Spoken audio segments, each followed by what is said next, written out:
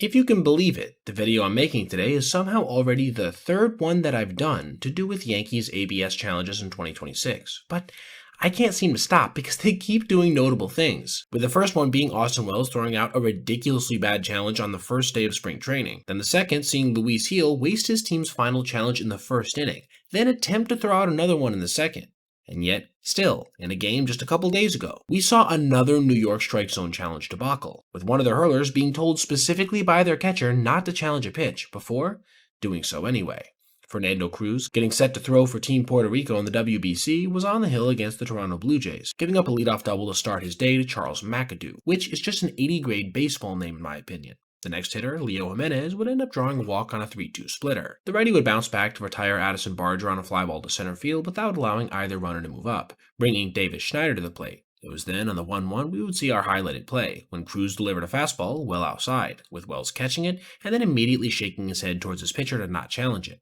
But this would not dissuade Fernando, who continually tapped his head, making sure the home plate umpire knew what he was doing. This prompted Wells to put his hands on his hips, displaying some pretty funny body language, before it was revealed that he was indeed very much correct, with the offering having missed the strike zone by nearly 3 full inches, wasting a challenge, essentially, needlessly. Again, similar to Luis, this obviously isn't the biggest deal because it's spring training, but in my opinion, it's starting to show a certain pattern for how Yankee pitchers are being allowed to use challenges, at least as of now. Cruz would end up walking Schneider shortly after on a 3-2 heater that honestly was not that far off from the 1-1. He would not allow things to spiral any further from here, however, as he managed to get Eloy Jimenez to bounce a 1-0 to shortstop Jose Caballero, who flipped to Jazz Chisholm for a 5-4-3 inning-ending double play, rendering this moment as an interesting footnote rather than a point of emphasis even in this contest. The rest of the game would be fairly nondescript, with New York eventually coming out on top when Jorbit Vivas put a period on it with this excellent diving play, cementing a final score of 5-1.